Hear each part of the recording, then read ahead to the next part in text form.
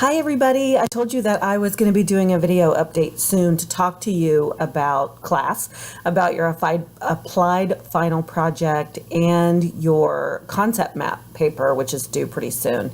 I waited until this weekend to do it for a number of reasons, but just suffice it to say, I have talked with probably 70% of you individually. So some of what I say in this video is going to be really similar to some of the conversations that you and I have had. But I wanted to again reiterate some of it. And then for those of you who have not had a chance to connect personally with me, I wanted to be able to post this to kind of, I think, hopefully to ease your mind. That's what I'm trying to do. So typically in this class, there's some frustration that happens along the way. This is about I think the fourth time I've taught this class. And it usually happens right about now. For some of you, it happened during the scholarly journal article critique assignment that was last week. For some of you, it's happening this weekend as you're working on your applied final project proposals. And for some of you who feel like maybe you've kind of sailed along up until now, then when you have to do your concept map assignment, some of the frustration will happen then. I don't know anybody who has escaped this class without some level of frustration. So I say that to you to let you know that that is normal. There's so many of you that I talk to that call me and say, I just don't think I'm getting it. Something's wrong, something's not clicking. And my typical response to that is, then you're probably exactly where you need to be. And I don't mean that in a glib way. I mean that in a way that says that what you're learning in this class and the way that it is scaffolded, the way that it is sequenced, and the materials and what you're being asked to do in this class, it's different than what you do in a lot of other learning environments. So for those of you who are really used to a very linear, succession-oriented, progressive set of curriculum where you kind of read your textbook and you do exercises and you do assignments and one thing builds on another until you get, kind of down to the end. And you're normally very successful in that. The frustration comes in that in this class, it's all very circular.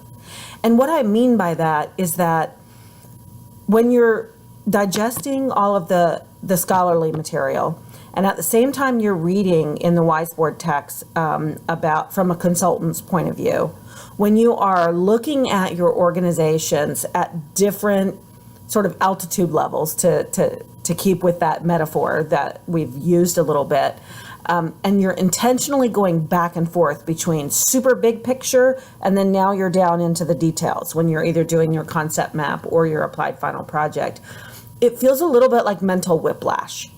And what I have found that happens with people is that there is a point along the way where this stuff sort of clicks in and you begin to have aha moments. And I've already had those conversations with some of you where the frustration came with doing the scholarly journal article critique. And then after finishing that, struggling with it, feeling like she didn't even know exactly what she was doing, one of your fellow students then read the very next piece in the Wiseboard book and said, oh, well, that makes sense. I wish I had read this before I did the scholarly journal article critique, because then it would have made so much more sense. And my response to that is, great, that light bulb went off. But if you had read that before you did the scholarly journal article critique, I'm not sure that the light bulb would have gone off in the same way. So I need you to trust me that the way that the course is sequenced and the things that I'm asking you to do are not designed on purpose to frustrate you.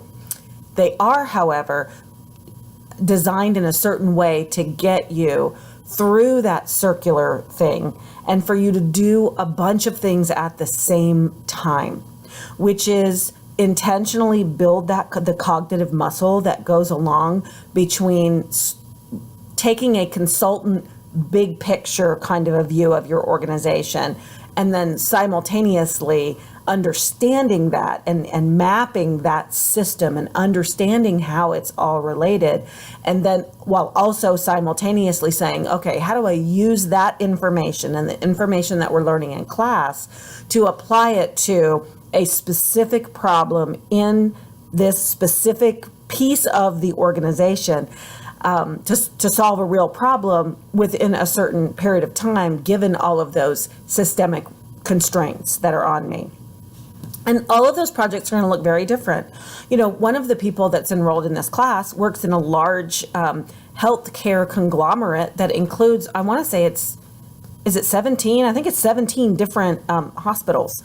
That's huge. That's enormous. Trying to get anything done in a system that's that large is going to look far different than it will in a place where maybe you're doing something in a small business or in an office that only includes 10 people, or it's not a corporate business. It might be, you know, middle school classroom or whatever.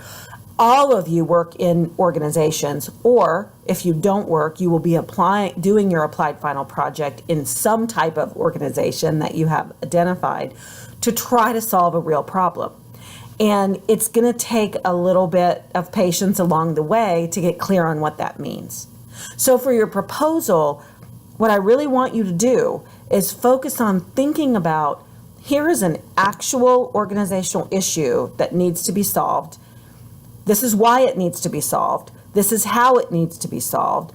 This is all of the information that I need to study in order for it to be solved, to include outside research and then also internal research, which could be looking at internal reports in your organization. It could be interviewing a few people. It could be doing focus groups. It could be conducting a survey of your fellow employees.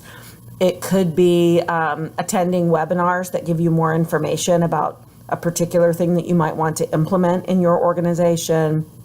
Whatever this is that you're doing for your applied final project, the proposal is for you to really articulate what it is, how you want to solve it, and then the audience for your proposal is not really me. I'm going to be grading it, but the audience for the proposal is who in your organization has the actual ability to say yes or no to you moving forward with this, and what information do they need from you in order to be able to say, yes, I agree that this problem needs to be solved, that you ought to be involved in solving it. Yes, these are great methods by which you want to try to solve it, and I'm on board and I want to help you. That's the idealized version of what you're doing in your applied final project.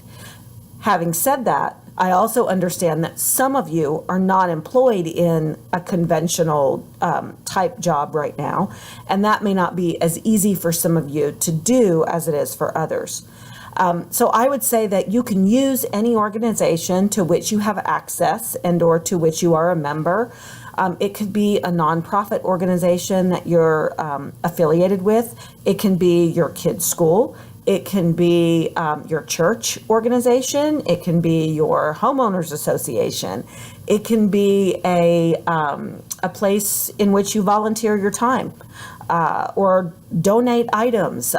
You can pick any organization that you want to do this applied final project, but it does need to be a real problem in a real identified organization to where you're not making a lot of stuff up. Another thing to say about that is I have a couple of people who really want to do something that's particular to a certain organization that wants to remain anonymous. And I said, that's perfectly fine. You can substitute, you can either make up the name of the organization, but not the facts that go along with it. Or you can even call it Company X or Organization X, so that it wouldn't necessarily be able to be identified if it was made public. In terms of the concept map, some people have asked if you can use something other than CMAP, and the answer is yes. You can use anything that makes sense to you and that is readily available to you and that is the most user-friendly to you. Doing the concept map assignment can be frustrating enough without layering on top of that issues that you might have with your with the technology or with the platform that you're using. So I'm not going to place any limitations on that. I will tell you that we have seemed to have had some really good success with CMAP in the past, and people seem to find it user-friendly. But if you find yourself, when you embark upon that assignment, getting a little bit too frustrated with the software or thinking that it might be easier to use something else, I am perfectly fine. I will remind you, however, that the best thing to do when you are done with your concept map, no matter whether you've done it by hand or on a particular kind of a program, it's probably easiest if you save the concept map as a picture and then you insert that picture into your Word document paper. That's an easier way to manipulate it. Or you can just save it as its own PDF and then you can insert it that way. Because I would like your concept map paper and the actual map itself. It's easier for me if it's in one document. So, oh my goodness. I know I've already talked a lot. Sorry, this is stream of consciousness thinking for me right now, but I just want you all to know that I really appreciate how much you're working. I appreciate how complex the material is, and I appreciate how much there is to do in this class. And I know that the light bulbs are going off at various points of time, and that maybe some of you haven't gotten there and you're at that heightened level of frustration right now. And I would say to hang in there, keep doing what you're doing, and if you are really frustrated, it usually does help to call me and we can talk through your particular issues and your particular questions. And I am perfectly open to that. So I don't want anybody to be shy. If you weren't able to make the times that I did the Zoom meetings, it's fine. Just text me or call me. If I'm not available right then, I'll call you back. You know, it's okay. I work on the weekends. I work early mornings. Sometimes I work at night. I don't keep a conventional schedule. And if you are frustrated and you want to talk to me, you are not bothering me if you want to call me. So you have enough to do without me blathering on for 12 more minutes. So if you have any questions about anything, let me know. Or if you want to reach out to me, let me know. Other than that, have fun with all of your applied final projects this weekend and your concept maps as we move forward. Take care.